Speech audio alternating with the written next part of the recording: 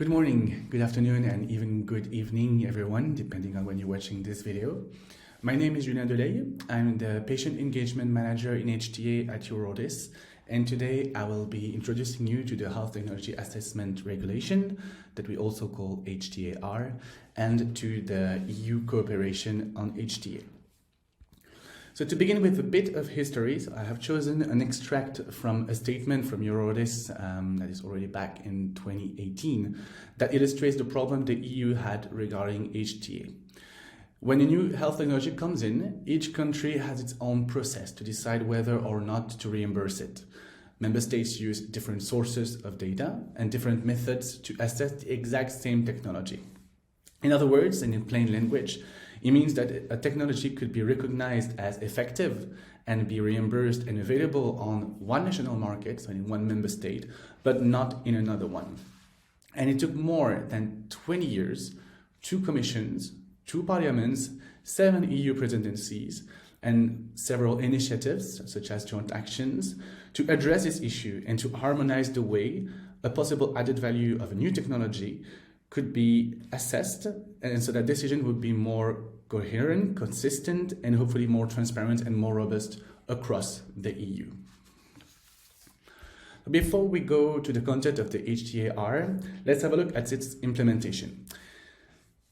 The HTA came into force in January 2022, and in the 3 years that follows, so basically now, the European Commission will prepare for its implementation. It will work on secondary legislation, such as implementing and delegated acts.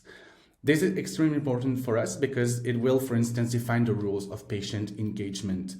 And in other words, the work is basically about creating the bodies and setting the rules to make the system run smoothly in the years to come.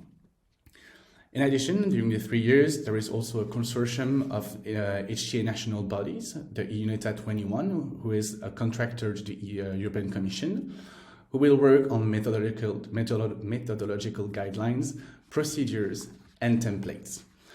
And then 3 years after that, we will be in January 2025, the date of application of the HTA, and it will happen in 3 different times. If we consider 2025 to be the year 0, firstly, the HTA will address cancer drugs and ATMPs. 3 years later, it will include the orphan medicinal products, and eventually in 2023, so 5 years after its implementation, the full scope will be reached and the regulation will apply to all centralized medicine and extensions of applications. Also, we should note that medical devices will be also included in the scope of the regulation, but for the sake of this presentation, we will focus on the medicinal part of the regulation. So what happened and still happens before the regulations come into force?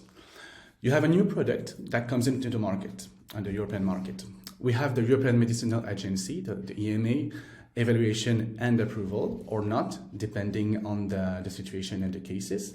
And then the product is allowed and released on the European market. Then it moves to the member states level, where member states conduct their own analysis of available evidence on relative effects. Then, based on that, they produce conclusions on benefits and their use in the population, and they produce some recommendations on reimbursement, when they should be reimbursed or not on the national territory. They will also discuss how much they are willing to pay for this new technology, and they may engage in price negotiation. And only after that are the patients able to access the product. Now, after the HTA, let's see what's happening. A new product still comes in the market, and the beginning of the process is the same. The EMA still has its evaluation and approval, and then the product is released on the market. However, what changes is the analysis of the available evidence on relative effects. It will move to the EU level and will be done by the EU cooperation. The end of the process is actually the same as before the regulation as well, where member states still remain responsible for the conclusions on benefits using population, the decision on reimbursement. So economic aspects will remain a national competence, and the cooperation will also not be responsible to determine whether a product A is better than a product B, which is also a national competence. By doing so, we expect a few things to happen. We expect countries to work together and to share part of the work of the expertise as being part of the EU cooperation. We also expect conclusion on benefits to gain in transparency. And recommendation will hopefully be more consistent and more robust across Europe and across the European Union. But what does that mean for member states specifically?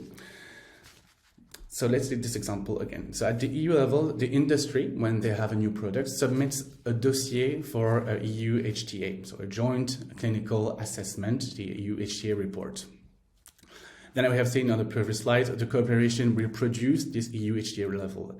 And at the national level, this joint assessment will be used by member states, to draft their conclusions on the benefits, using the population and reimbursement.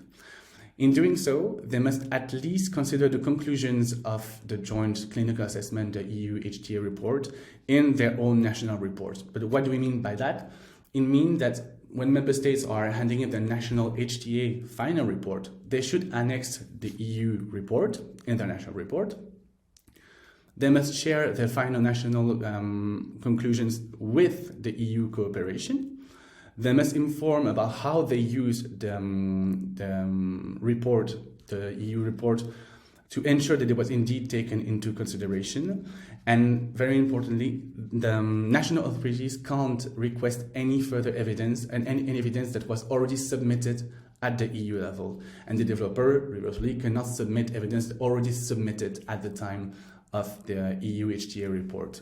However, if later in time they request or receive new evidence at national level in the scope of the published EU report, the member states must share this with all EU cooperation to ensure that they all have the same level of evidence, at least as a ground base.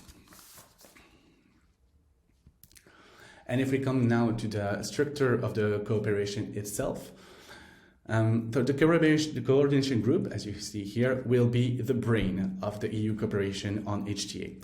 It will be constituted of a group of representatives from all member states who will drive the work of the different subgroups that you can find here.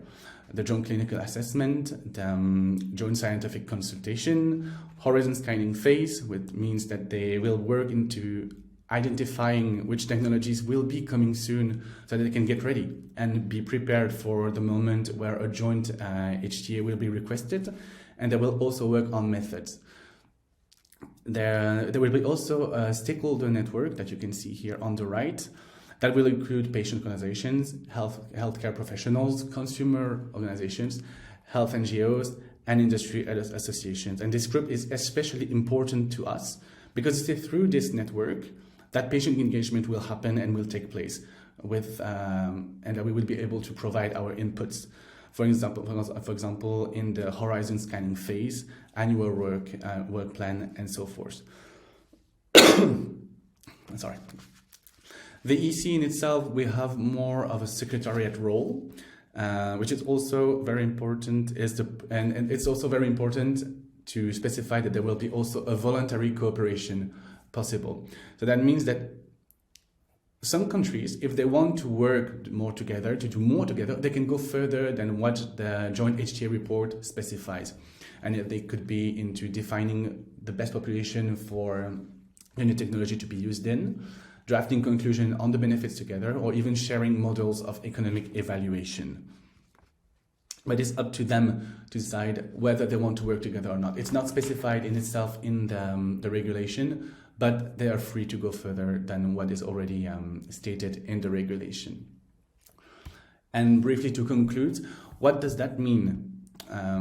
What are the things to remember mostly from this presentation is that the HTAR will contribute to improving the availability of innovative technologies in the EU.